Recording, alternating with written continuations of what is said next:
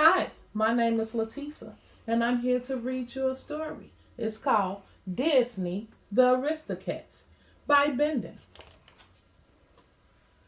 Long ago, in the beautiful city of Paris, lived a kind, wealthy lady and her family of cats. There was Duchess, the mother of the cats, and her three darling and sometimes mischievous kittens, Toulouse, Mary, and Bernice. Madame Adelaide, Bon family, loved sharing her beautiful home with Duchess and the kittens. They were served the very best food on a silver tray. They even slept in their own canopied bed in Madame's room. These were no ordinary cats. They were Aristocats.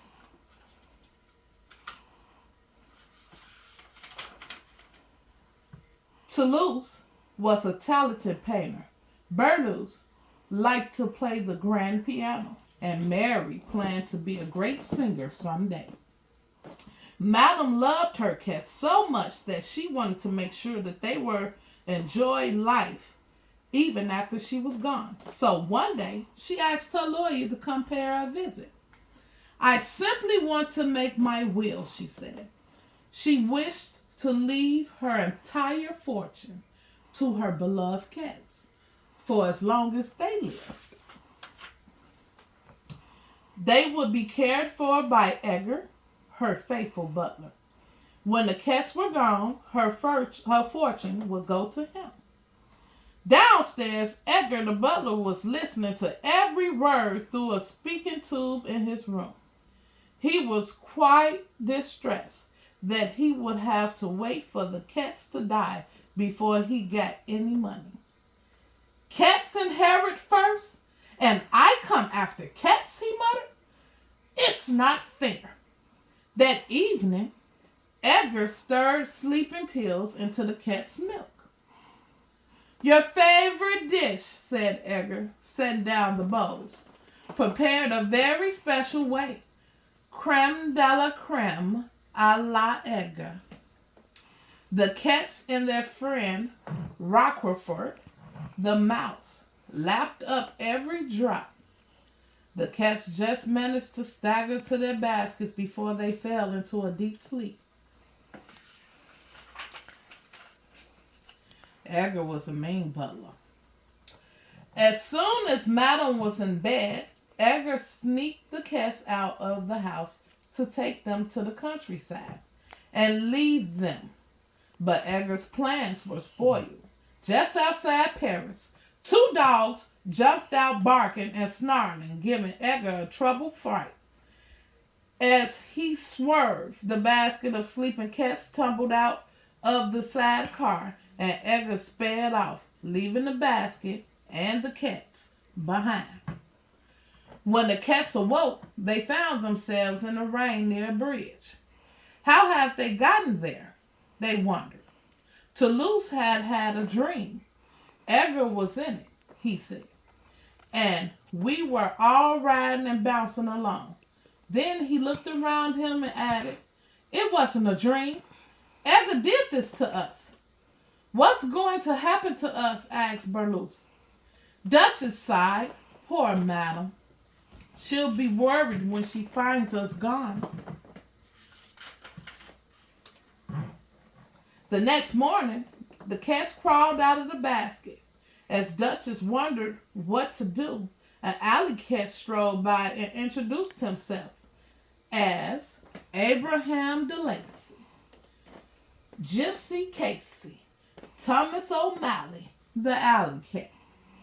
He gave a friendly smile when he saw Duchess and the kittens, and they smiled back at him. When they told O'Malley they were lost, he offered to help them get back to Paris. Duchess and the kittens were very grateful for his help. Poor Madame.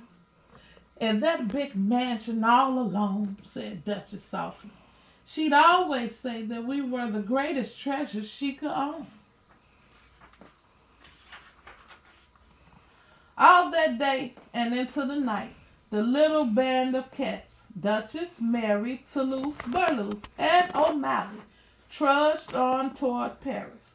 Duchess and the kittens were used to riding in carriages, not walking along country roads and across rooftops. By the time they reached Paris, they were exhausted. Mama, I'm tired, whined Mary. Me too. And my feet hurt, said Burlouse. I bet we walked 100 miles, said Toulouse. It was still a long way to Madame Mansion, so O'Malley invited Duchess and the kittens to stay at his house. But when they got there, they found that O'Malley's already had visitors, a group of alley cats, led by O'Malley's friend Scat Cat, were playing jazz music. The whole building was swinging to the beat.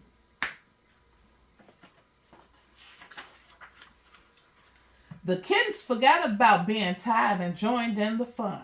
Burlouse helped play the old piano, Toulouse kept time to the music, and Mary sang at the top of her voice. Even Duchess couldn't resist joining in. She and O'Malley danced happily until midnight. Later, after the jazz band left, O'Malley and Duchess sat together in the moonlight looking over the rooftops of Paris. O'Malley told Duchess that he wished she and her kittens could stay.